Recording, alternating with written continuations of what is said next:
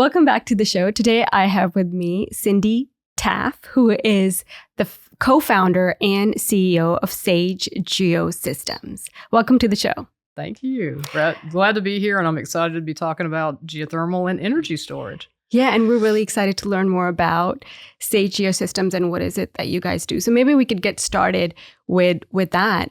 You know, what is this company about and what does it do? So yeah, we started Sage about 3 years ago when we got our initial seed funding. And when we went into it, we were really focused on geothermal. But because of our oil and gas background, we knew we needed to get to the field pretty quickly to test our technologies, which we did. And during the field trials or demonstrations, we actually discovered we had the perfect energy storage solution. So now we're advancing energy storage deep in the earth. So if you think about pumped hydro storage up a mountain, we're doing that, but we're doing it deep in the earth. So we call it subsurface pumped hydro or upside down pumped hydro storage. And then geothermal. And the exciting thing is that the technologies actually build on one another. So it's not completely separate. You use the same technologies for geothermal as you do for energy storage. You're just deeper and then in hot rock and harvesting the heat in addition to the pressure energy of the water. Okay, so it's geothermal and then you call it pumped hydro? Subsurface pumped hydro storage. Subsurface pumped hydro storage. Energy storage for short. Yeah. I have so many questions because I feel like there's so much nuance in geothermal. I think I saw in the press release, there's a distinction between dry rock and wet rock. And not coming from the industry, I'm like, are rocks ever wet? But that's a different question. And then you talk about geopressure, geothermal systems versus, I guess, what are the different flavors of geothermal that people usually talk about? Maybe that'll help us and our audience kind of understand where you guys live. Yeah, absolutely. That's a great place to start.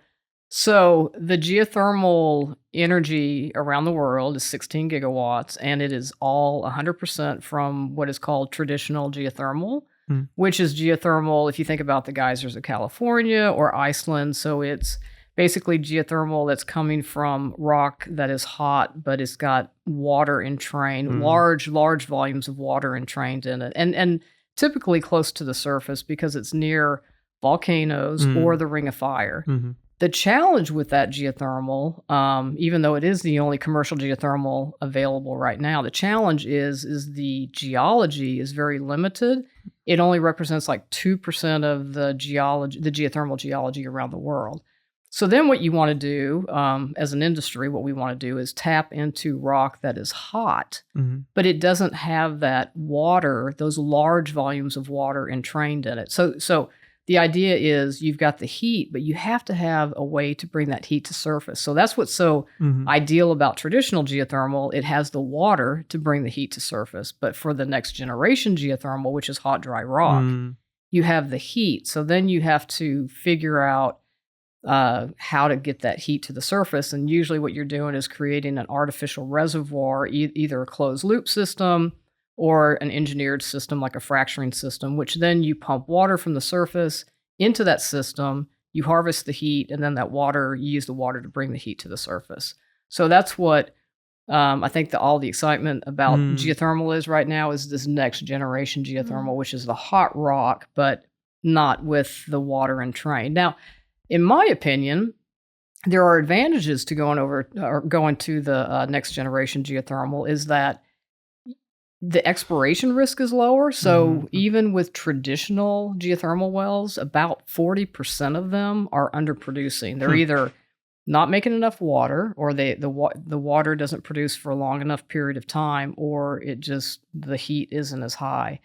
Whereas the exploration risk for hot, dry rock is going to be less because what you need to find really is the heat and not the water entrained in it. So, because you're bringing the water from the surface and you're creating your own reservoir. Got it. So historically, it was a little bit of wildcatting in some ways, where you just had to get lucky with the right reservoir and the right water. And now we can really kind of create an engineered result because now we're controlling a lot more of the system. Jason, that's a great way to look at it. And the other advantage too is if you can imagine this hot water from traditional geothermal has been down in the earth for millions and millions of years. When it comes up, it brings a huge amount of minerals with it, which in some cases, if you have lithium and cobalt and all the precious minerals, it's a benefit. But what happens is when it cools, the minerals will start to fall out. So it'll make scale on your equipment. So you have to mitigate, this scale or fouling of the equipment. So that's the other thing I think next generation geothermal will have less issues with is this fouling. Yeah, because the water just doesn't sit long enough to really pick up Correct. minerals, right? Correct. I'm curious, like in terms of order of magnitude, for the traditional wet rock, is it much more water that is kind of used and consumed versus a closed loop dry rock system? I think it'll depend on the next generation design type. So closed loop systems are going to use very little water because you're losing water from evaporation mainly because you're within pipe. The way we operate our systems, what we're doing is we're using our fracture more as a balloon rather than pumping through the fracture as a system, like a network.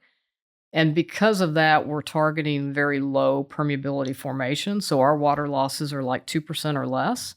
And then if you look at the DOE 2L EGS systems, from what I understand, they've got water losses between 20 and 30%. So it really depends on what system you use, on how much water you're using, but you are reusing water. Whereas with traditional geothermal, they will re-inject water to keep the pressure of the system higher, but then sometimes they just dispose of the water as well. Yeah. And so just to kind of go back on the oil and gas side of things, rocks are permeable. And that's where the water goes, right? It kind of goes into the subsurface like a sponge, and that's why you lose a little bit. Exactly. Yeah. That's in the case of the water losses, you're going to have losses due to evaporation, and then the leak off is exactly what you're talking about, Jason. Is you've got pore space, and as that pore space is connected, that's called permeability, and so the water will tend to move away from the fracture into the pore space of the rock. Exactly. But again, it depends on the permeability of the rock that you're targeting, and then the design of the geothermal system that you're also using. Yeah. Can you explain a bit more when you say you're using that crack as a balloon? Is that because it expands when you put the water in it? What do you actually mean by that? So this is a great segue into our Geopressure geothermal system. So our technology we term GGS, not EGS or AGS, but GGS. So what we're doing is we're drilling a well, and for the formation, we're targeting, again, low permeability, low porosity. We don't want natural fractures, which actually will add a secondary permeability. And what that does is it allows that fracture to act like a tank or a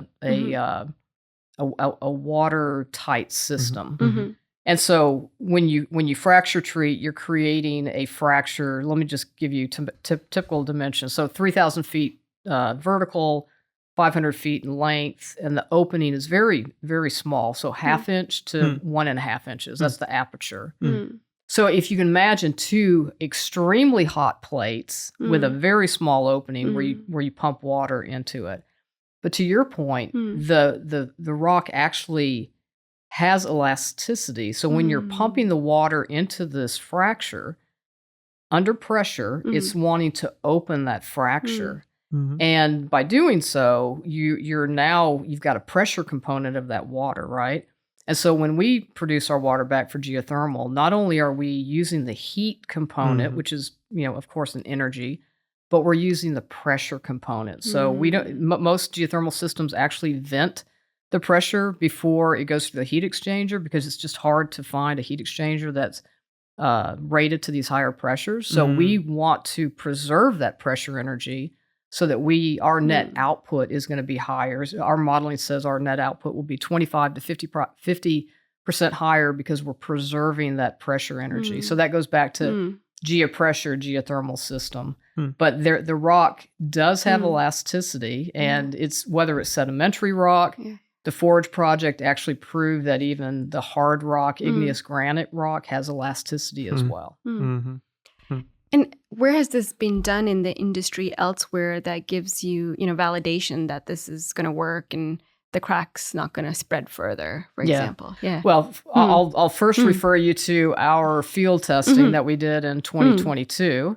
where we proved the Mm. technology. So what Mm. we did is I mentioned we went to the field quickly, Mm. and we went to the field to prove our downward oriented fracking technology, which is also called gravity fracking. So we frack with a heavy fluid. We don't Mm. need a huge frack fleet, Mm. and it will preferentially grow outward and downward toward the heat, which Mhm. is advantageous. But also the way the fracture closes, it will open from the top down like a zipper, Mhm. and it'll close from the bottom up like a zipper. Interesting. And Mhm. so if you've got this orientation against the wellbore, the fact that it's below the perforations, or if you have a horizontal Mm. wellbore below the horizontal lateral, when that water is basically pushed out of the fracture, you're not Mm. losing any in an Mm. attic above the Mhm. perforations or above the Mm. wellbore. So we had created a fracture, and then we had Mm. spent about 5 months, back to your question, um, testing the best way to get the heat out of that fracture without expending a lot of energy. And Right. so what we did is one of the Mm. first things that we did was circulate through the fracture similar to EGS, and we found that we had some of the same challenges, high friction pressures, and Mm.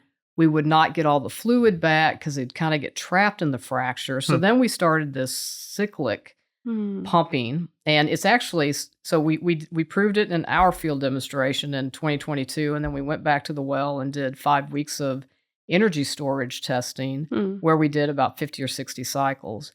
But the oil and gas industry also uses it in heavy oil applications. Mhm. They call it huff and puff. Mm. Okay. And so, yeah, Yeah. and so it's been used for many years in huff and Mm. puff. And the other Mm. indicate I'm not a geologist, Mm. but when we talk to geologists and geoscientists, they say the other indication is geyser wells Mhm. Mm. have some of the same Mm. behaviors that we're Mm. that we're emulating in our fracture. Mm.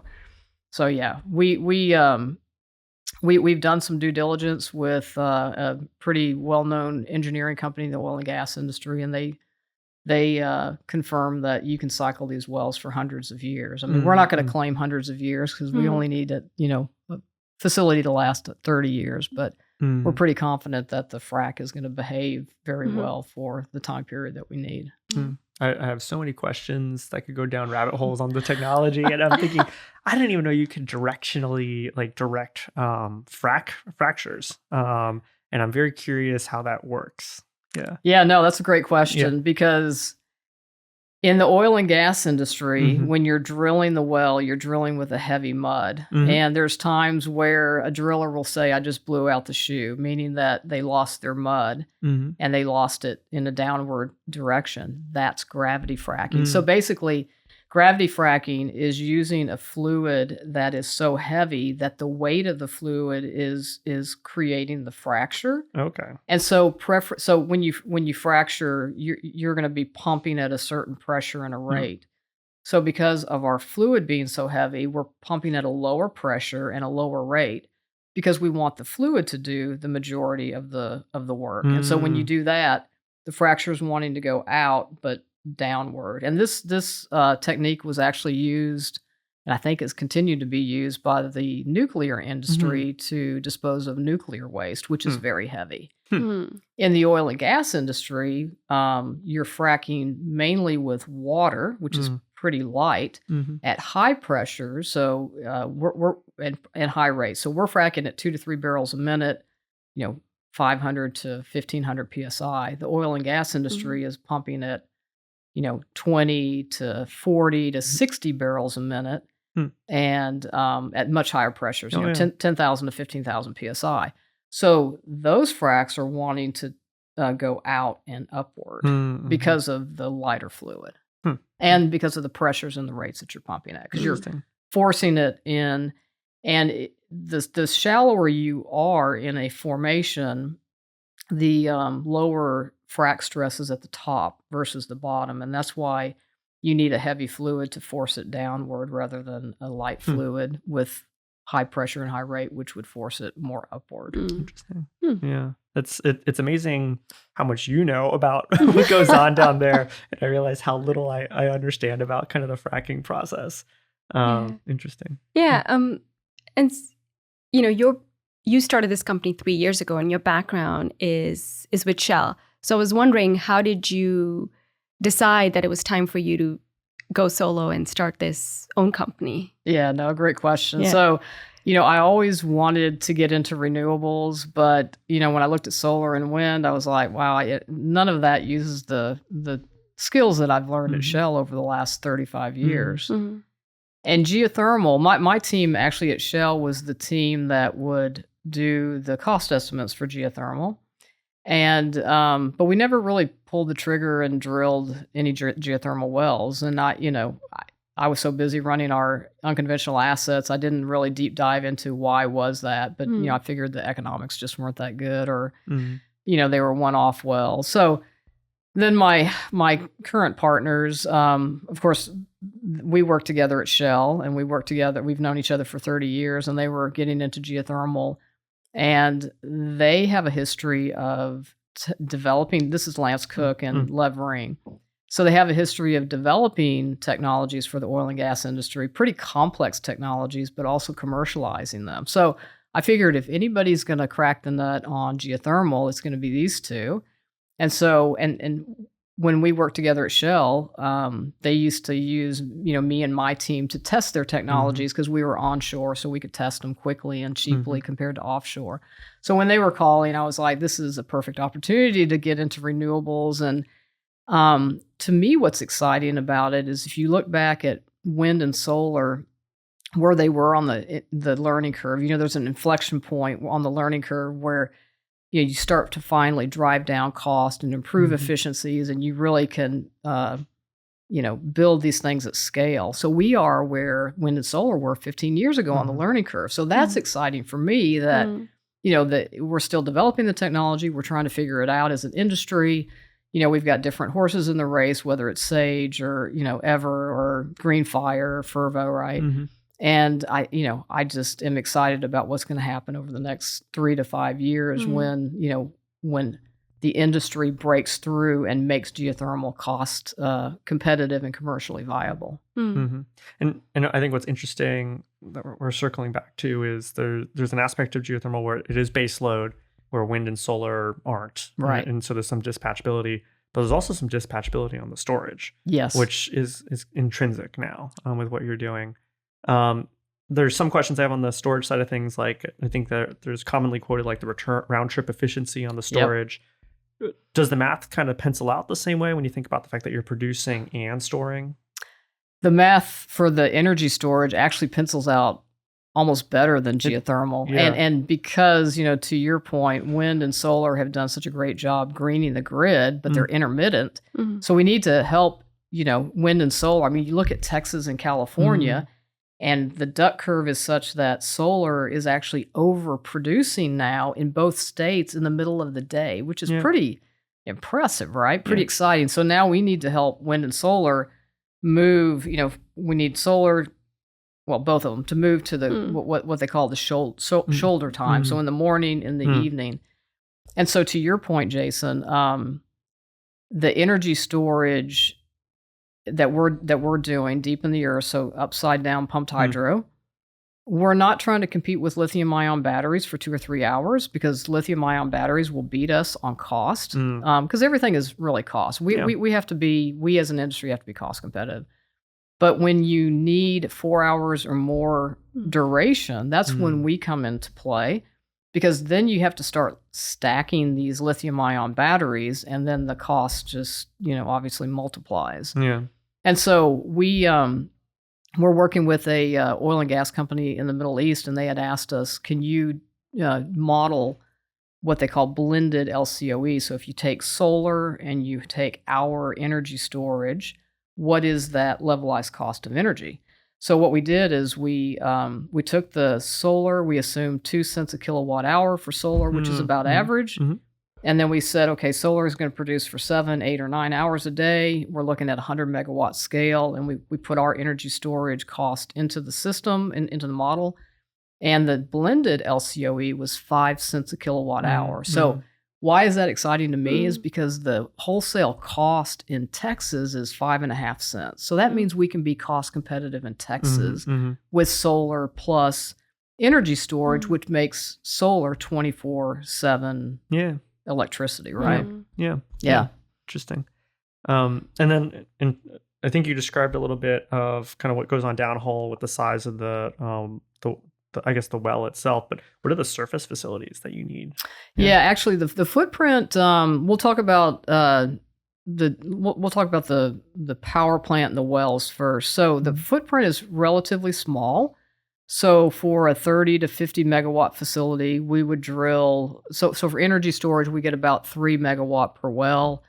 For geothermal, of course, it depends on the formation temperature and the ambient temperature, but you're getting between 3 and 6 megawatt net Mm, per 2 well system. But mm, again, you get much more in a colder climate than you do in a hot climate. But mhm. so for, say, a 30 to 50 megawatt system, you're looking at about a 5 acre footprint for the wells and the injection pumps and the turbines. Mm, But for energy storage, then you have to also have a surface reservoir, so water storage mhm, facility. Mm. So for energy storage, that 5 acres then becomes 10 to 15 acres Got with it. the water. Because you need basically a holding pond. at the Correct. top. Okay. Correct. So relatively small if you think about the footprint of solar and wind, Mhm. right?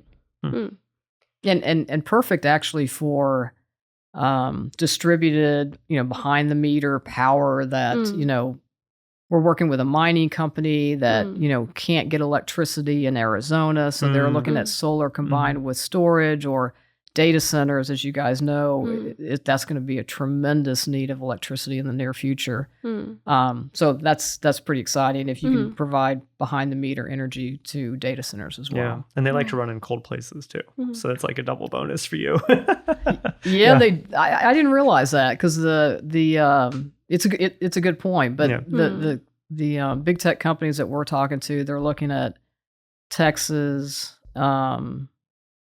and well, they're also looking in the east as well. So Yeah. which is where it's colder. Yeah, So I think for data centers, it's a compromise of how close are you to the use case, and then also like you have to run HVAC ends Yeah. up being correct. a large cost behind capex. Yeah, Yeah. that So, would make sense Mm.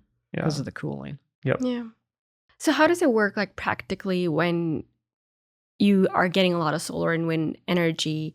How does it connect to your system? And then what do you do with how do you actually store that energy? Yeah, no, that's a great question. So let's just use solar Mhm. as an example, the blended LCOE example. Mm-hmm. So what you would do is you would build your solar facility to the size that you're promising the electricity, and you would sell that electricity during daylight, sunny hours, daylight hours. But then you would overbuild that solar facility so that while the sun is up, you're not only selling electricity that you've promised to the grid, but you're also using that electricity to power an electric pump, Mhm. which then pumps the water deep into the earth, Mm. and it's pressurizing that fracture.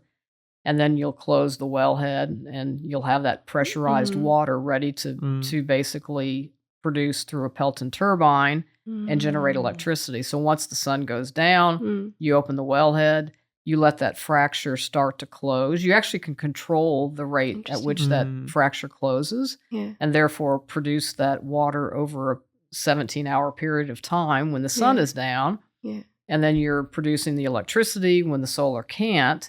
And then when the sun comes back up, you close the well in, you start the process all over where the Right. solar is producing electricity, and then we're using the electricity to power an electric pump and pump the water into the fracture. Mm. Mm. Hmm.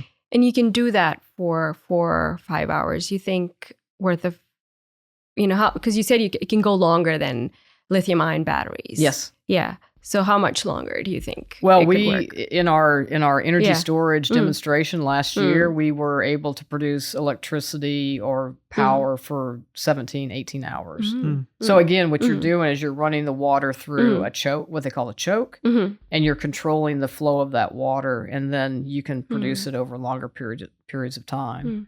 But we can also, if there's like, you guys know in Texas in the summer heat, in the Mhm. in the evenings between 4 and 7 p.m., there you have the peak energy needs. Yeah. We can also release that water more quickly if we want. So we don't have to Mm. produce it over Right. 18 hours. No. We can produce it over 1 hour, Mhm. or we can produce it over 3 Mhm. hours, Mhm.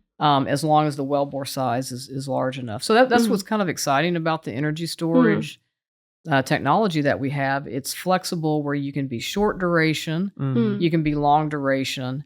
The other thing is we want that fracture to always be open, so we have a volume of water that we keep in the fracture. You call it a Mhm. pad, Mhm. and what we're cycling is only 10% of that volume. Mm. But if there's Mm.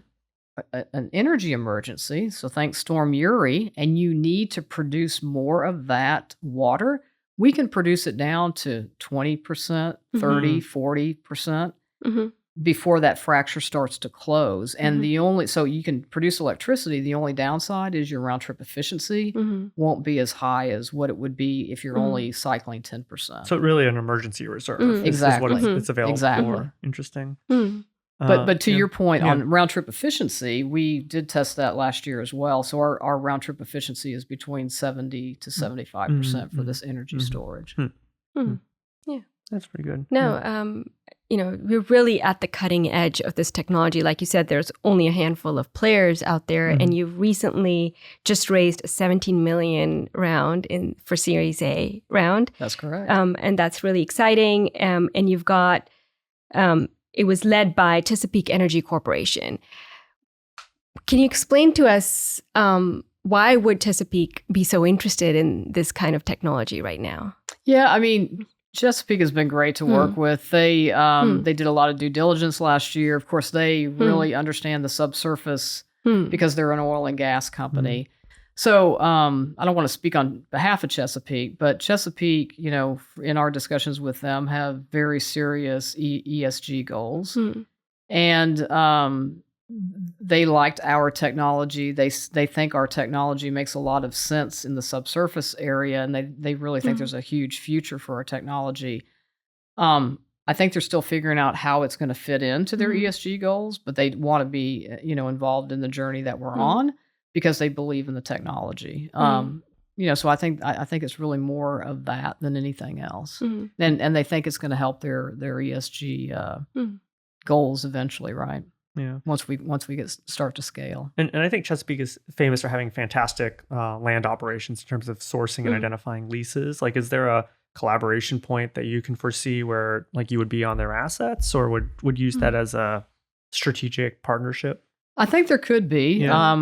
I think one of the goals that they have is to, of course, offset their carbon offsets in their operations. And so I think a future collaboration would be that we are helping them with those carbon offsets or providing green energy for them at their location. So I guess my question is like, do you have to go out and get leases in the same way, we do. like all over? And is there the same? I guess the question I'm getting to is there going to be a land rush in the future of getting the best geothermal kind of assets locked up the same way we saw it with shale, if we really get through this kind of pivot point that you were describing? I think there will be. Yeah. I think it will vary depending on technology again, because our technology wants low permeability. Other geothermal technology wants high permeability and fractures. I do think one of the challenges to all electricity interconnection to the utility grid is proximity to substations. So I think that is a consideration, because if you're 1 mile away from a substation versus 10 miles away, you're going to have an advantage because it's going to be less cost to interconnect. Yeah. So I do think there could be a land rush, but I think it's going to be dependent on the technology, because again, if the technology wants low permeability formations, then you're going to land rush in one area. If it wants high permeability formations, you're going to land rush in another area. But I mean, with that being said, geothermal as a whole is like when we look at, say, the continental U.S. and where our energy storage is applicable, we can pretty much put it 90%. We just want to avoid major faults. But once you get below 5,000 feet, finding low permeability formations is pretty prevalent. Then when you look at the geothermal overlay, where we need heat in addition to the low permeability, then you are only looking at probably 35% of the U.S. because what you want to do is be able to drill to your targeted heat, which for us is 150 degrees C or 300 F. But you want to be able to drill to those depths. Drill to that heat at depths that oil and gas equipment can drill right now, which is 20,000 feet. So like our test well in Starr County was drilled in 2008. It was drilled to a depth of 19,000 feet and 235 degrees C. So the oil and gas industry has all of the technology that we need to drill these wells, to complete these wells. And so to us, in our view, the biggest challenge is really the thermodynamics of getting the heat out of the earth and then converting the heat to electricity efficiently and cost effectively, and the geomechanics of how does the earth act when you're, interacting with it to harvest this heat. So, and again, around the efficiency of the system and the cost effectiveness of the system. What are some of the risks that this technology has that maybe still worries you or worries investors or others who have refrained from going into geothermal? I would say, well, let's talk about the business risk first, and then we can talk about the technology risk. So the business risk is being commercially viable. So we talked about the 16 gigawatts around the world is all traditional geothermal, where you've got the huge volumes of water very close to the surface of the earth. There are no commercial next generation geothermal power plants. And that is what we as an industry, that's the nut we need to crack, right? And so that goes back to the in our view, the thermodynamic and the geomechanic challenges of getting the heat out of the earth and then also converting it to electricity so that it's commercially viable. I would say the technology risk, especially when referencing our technologies or any technologies that use fracturing that worry investors, is the use of fracturing. Right. Induced seismicity, earthquakes and tremors is a worry. When we do our operations, we have induced seismicity monitoring that we work with the University of Texas Bureau of Economic Geology. So they're independent and they're monitoring for earthquakes and tremors, which we didn't expect any, but we want to monitor so that we can show everybody that we're not seeing any. So I think that's one of the worries.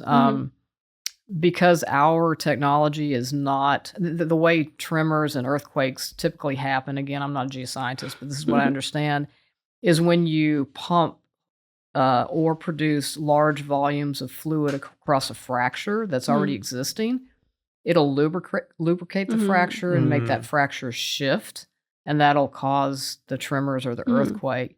Because we're not wanting to target natural fractures, because that would actually be detrimental to our the efficiency of our system. And also because we put a certain volume of water in that fracture and then, work within that same volume, we think the induced seismicity risk for us is very low. We still take it very seriously. We look at the geology. We make sure that we're not, near major faults or fractures.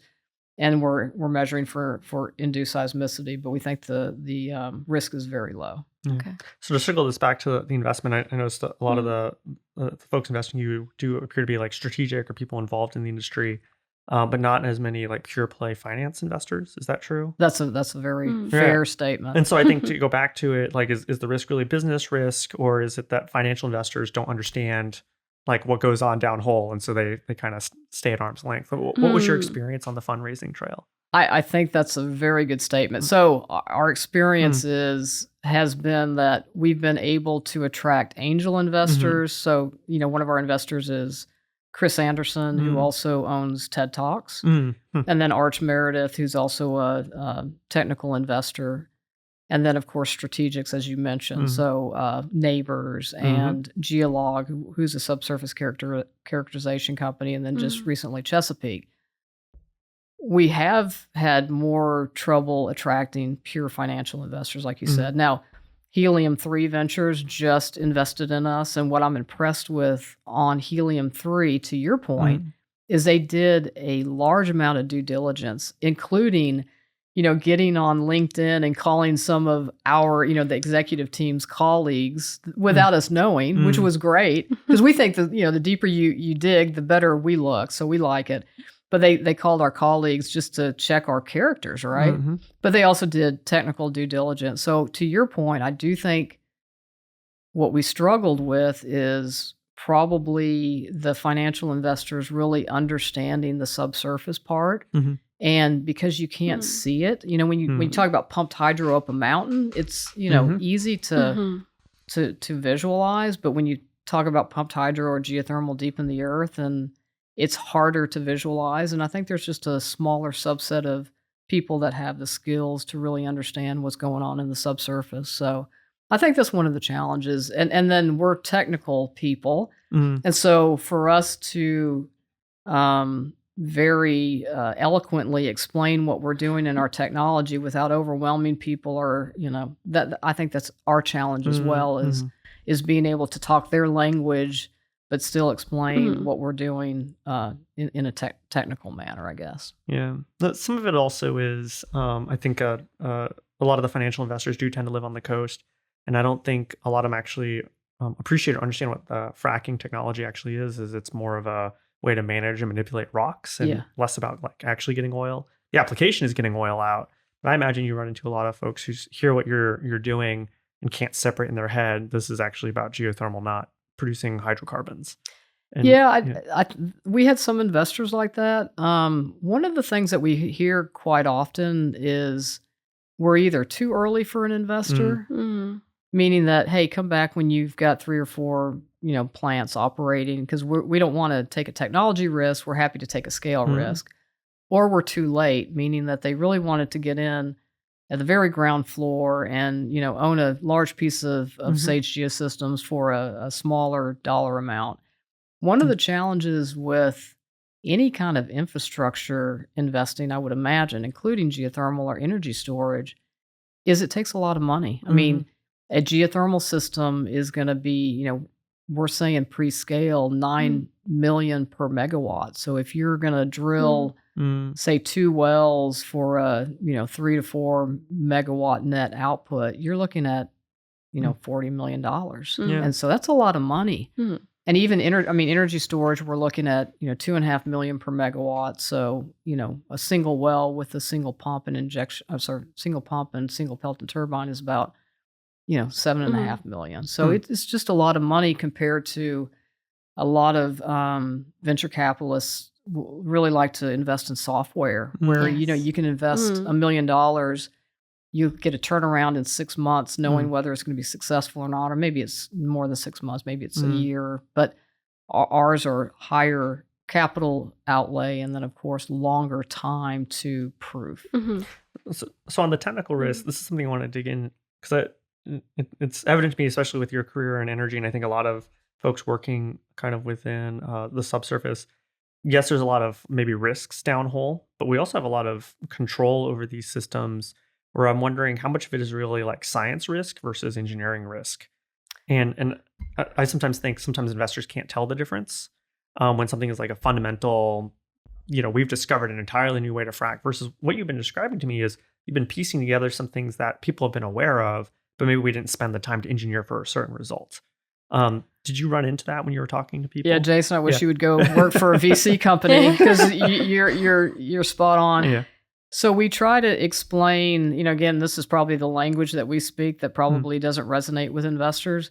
We try to explain that we're at a technology readiness level. There's 1 through 9, and we're at 7, meaning that we've proven all the technologies independently. Now we need to bring them together in a system and produce electricity, which is what we're going to be doing with our energy storage facility at the end of the year. And so as you're pointing out, I don't think investors understand the difference between science risk, and now we've done the science, we need to put it all together and then start engineering the cost out, right? Engineering the efficiencies upward and engineering the cost out, which is exactly what we did, as a hobby in oil and gas, right? I mean, that's how you make money in oil and gas, is you discover the resource, and then you start drilling, and then you drive costs down, you drive, your output or your efficiency of recovering the hydrocarbons up. And that's where we feel like we are right now. Mm. But again, to go to that next step, that's when you need the millions of dollars to start doing the entire system, right? Mhm. So I think that is a misunderstanding. Mm. Yeah, and I think that's a challenge for a lot of startups within climate tech who are capital intensive, are working on hard tech technologies and not software, like you said, right? So Yeah. what kind of advice would you give them in terms of how can they fundraise, knowing, especially based out of Texas, for example, because a lot of VCs are in the coast, as we've said, and a lot of them have come to our podcast and complain about, we don't have that same investor culture here in Texas. My first advice would be to hire somebody with a financial background that speaks the same language as the investors. And so right now we're trying to keep our organization pretty small because we want to spend as much money in the field as we can versus on G&A. And so we're all engineers. We also have a business manager. We, looking back, we probably, if we had done it differently, we would have hired somebody with a financial background that speaks the same language as the investors, because we don't speak that language. That would be my number one piece of advice. One of the things that I'm coming to appreciate talking to a lot of kind of energy transition entrepreneurs, especially those with kind of more of an engineering background, is they tend to be very conservative with their financial projections, because I think the industry likes to do these like P90 estimates where you take into account, what happens if I need to do a cost overrun, or if the project takes an extra year, and that ends up making the venture economics just not look as good. And a lot of times I think when venture capitalists are reviewing business plans, they're kind of expecting the opposite, where maybe something's more of a P50 or even a P25, but we don't speak that same language because everyone in industry knows exactly what a P90 is. Right. And I don't think they've ever heard that word on the East Coast, in my opinion. Okay. That's interesting. Yeah. And I think, to your point, Jason, it's a balance between wanting to be authentic with the investors and have credibility and not overblow your story. Yeah. And at the same time, like you said, I think we've done that to ourselves. We've been over conservative in our projections, but we also want to be able to look the investors in the eye and back up what we're telling them and not be, unrealistic. So I think it is a balance between being realistic and authentic, and then not cutting yourself short. And I'm not saying it's a bad thing. I mean, the fiscal discipline is how we get companies that last 100 years, and to time it right. So when the price of oil is right, or the understanding of the acreage is right, they can deploy capital massively. So I'm not saying it's a challenge. It's just the nature of our industry is so sophisticated in certain ways. We do kind of capital planning that it doesn't match with the expectations of how venture capital operates. And there's a little bit of this translation gap that we have. So it makes me even wonder if a person in finance in traditional oil would still have a translation problem with kind of venture capital finance. It's a good point. I didn't realize, like you said, P90, P50 estimates are something that we've done for years, and it's just kind of second nature. And but now that you mentioned it, I've never really heard that come out of a VC representatives dialogue. So that may not be part of their vocabulary. Yeah, and no one wants to admit they don't know what it means. Yeah. No, I understand. Yeah. So, do you want to talk about Houston a little bit? Yeah, we can talk about Houston. So you're Houstonian, is that correct? Well, Kingwoodian. Kingwoodian. Yes, I am. I mean, Houston's basically a sprawling city, right? Absolutely, yeah, absolutely. No, all of us actually at Sage work our offices in neighbors' building in Greenspoint, so we all live in Houston, and I think this is for geothermal and energy storage in the ground. I think this is the perfect place to be because you have the oil and gas infrastructure, you've got the networks, and if you just kind of, we can talk about Houston, but if you kind of pan out to Texas, Texas has always been an energy leader, Mm. and I'm convinced if you guys have probably seen these articles on LinkedIn, but you've got all of these regulations in California that's driving up wind and solar Mhm. installations, but in Texas, it's all about the market, Mhm. right? Mhm. But Mhm. our wind, so we're number one in solar, and I'm sorry, number one in wind, and we're actually gaining on California in Mhm. solar. So it's kind of exciting to see what Texas is doing. And I'm also part of the association called TexGea, so Mhm. Texas Geothermal Energy Alliance. Mhm. And these guys did a fantastic job in the 2023 Texas legislator Mhm. session in that there was 4 geothermal bills that they wanted to pass, and they got all 4 of them passed. Wow. So, yeah, so I think Texas is Mm. really embracing geothermal and energy Mhm. storage. We've had meetings with the Texas Railroad Commission because the Railroad Commission really wants to understand, Mhm. what is coming in Texas as far as regulations. And so Mm. I think Texas is doing a great job, Mm. embracing Mhm. what is next as far as energy storage and geothermal. Yeah. I mean, we know energy, right? And like you said, all the talent is here, all the industry is here. So you are at the right place for this cutting edge technology. The investors might not be here yet, but Right.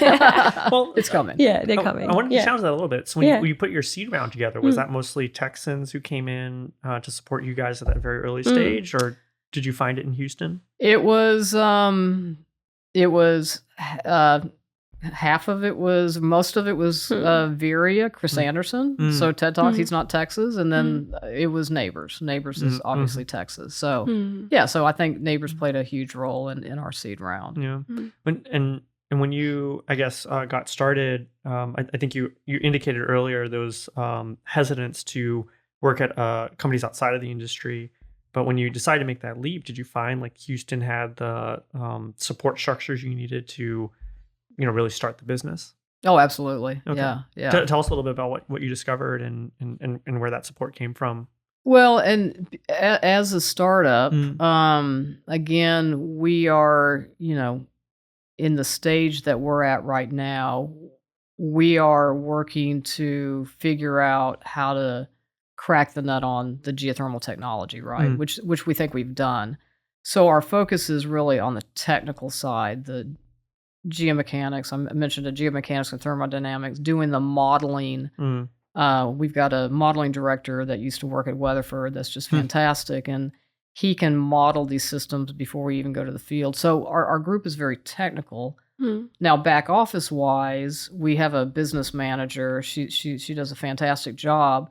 And where we need support, Neighbors has been there. Like Mm. if there's something that we need support in the back office, they've been there to offer support as needed. Yeah.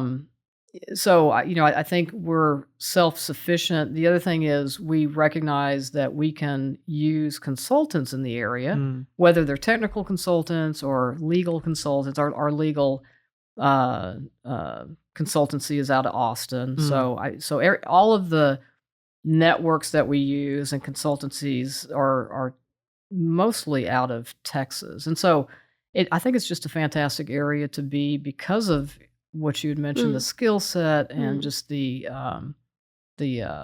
being able to reach the people easily and Yeah. close to home. Were those all from like social networks and relationships you had developed like in your career, or are these a lot of new relationships that you had to form? I would say there are a lot of new Mhm. relationships, but as extensions from networks that we already had. So Mm. you're trying to figure out, okay, who should we use for this? You network, and then they say, well, this is what we would recommend who you would Mm. use, and then we would go from there. So I think a lot of them are new, but again, introductions from people that we already knew or Mm. networks that we already had. Mm. It's very different. I will say after working for Shell for 35 years, where I was allowed to focus, not on raising money, Mm. but on delivering the business, drilling the wells, driving the costs down. So, but as a Hmm. startup, I would say at least 60 or 70% of my time is now spent on raising money, Mm. right? Right. Yeah. And developing partnerships with future partners that will help us build projects, identify projects, raise money. And so it's definitely my old network is still valuable to me, Mhm. but it's not the same network. And how did you feel like you had like did you have to change as like a leader to kind of make that transition? Absolutely. Tell us about that. Oh yeah, I mean at Shell, I had 300 people working for Mhm. me. They were the best of the best. We would set goals, and some people thought they were unrealistic, and we would always Hmm. deliver the goals. And if you didn't have the expertise in your team, Shell's 85,000 employees. There's an expert somewhere within Shell, right? Mhm. Then you start working for a startup, and there's 10 people, so you don't have that Mhm. 350 people. So some days I'm CEO, some days I'm drilling engineer. Mhm. Some days I'm out cleaning the conference room because we have an investor coming, and we want to make sure the conference room looks good. So, Mhm. Yeah. but it's all fun, Yeah. getting it done, and just the excitement of working, as I said, in this early stage of renewable that I think is going to be hugely impactful is Mhm. just exciting. Mm.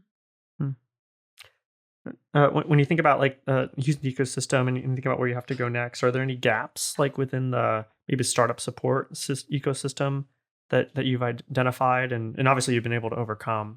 But I do think it goes back to your comment on the venture capitalist. They are, as you said, located on the coast, and Mm. so maybe that's what Texas is or Houston is missing. Um, but it's not to say that we don't have the connections, Mm. through our investment bank or other means. But yeah, I think that would be the biggest gap in Mm. Houston, is having that VC mentality close by or locally. Mm. Hmm. Mm. And I think that's also an opportunity for us because, again, these are different kind of investments. So as we're developing our venture capital ecosystem and we're seeing new venture firms come up in the past, 3 years, is how we can educate these investors and maybe develop a new philosophy of investing that is conducive to hard tech, to these kind of investments which require a lot of capital up front. I love that idea. Mhm. I mean, that is Hmm. so needed, and that would be very useful, right? Yeah, I love that idea. Yeah. So And like you yeah. said, it's an opportunity to create a different approach and or mindset when it Mhm. comes to how are we going to green the grid? How are we going to do the energy transition / energy expansion, right? Mm. Because it's not just a transition; it's an expansion. So Mhm. Mhm. I agree Yeah. with you completely. Exciting. Um, yeah. So usually we like to ask our guest if they have a personal climate impact story, something that happened in your life, either growing up or later, that left a mark, and you're like, you know what, I want to do something for the planet. Yeah, this dates back to a long time ago. My dad was a geophysicist, Mhm.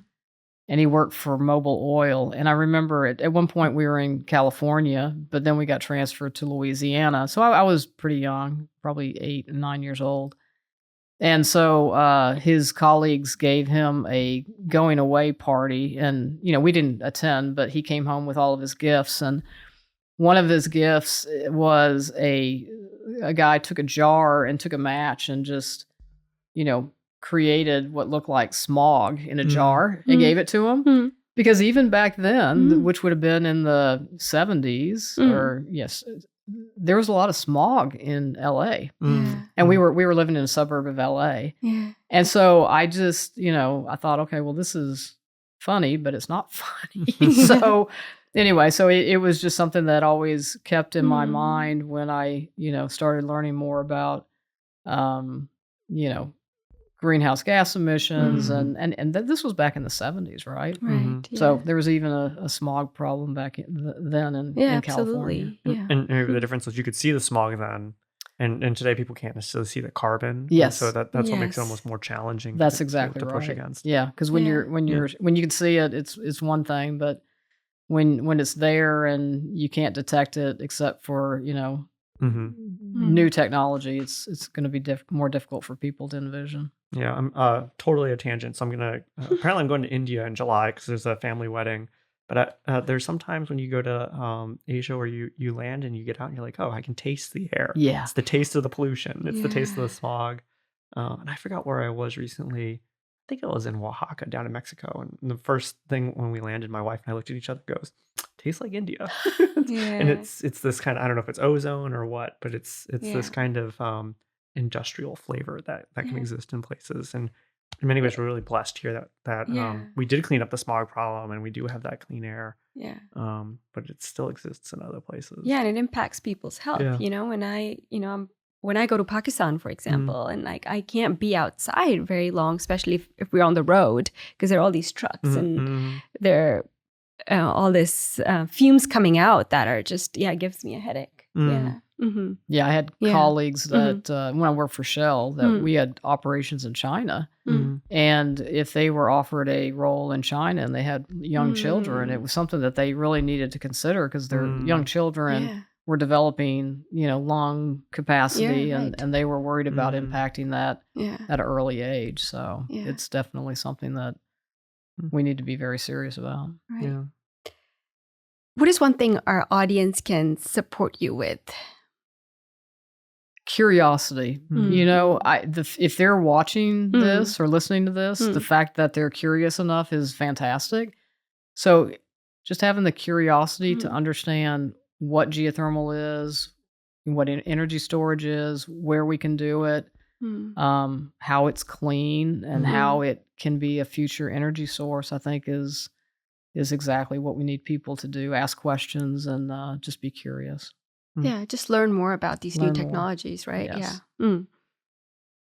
Yeah. Cool. And where should people find you? Yeah. On LinkedIn? What's the website? Yep, LinkedIn or Mm. sagegeosystems.com or Mm. email. There's an email link on our website, Mhm. which I will get a lot of the emails, not directly. We filter through them, but we don't not answer any emails. So yeah, happy Mm. to or email me directly at cindy.taff@sagegeosystems.com. Yeah. All right. Well, thanks for being here, Sydney. Yeah, Yeah. no, thank you. Yeah, It's and we're fantastic. excited to follow you and find out more about this commercial facility and where it's going to end up being. Yeah, Yeah. yeah. Yeah. I hope I hope we can announce that soon. Yeah. So Yeah, Good. exciting. Cool. Thank you. thank you.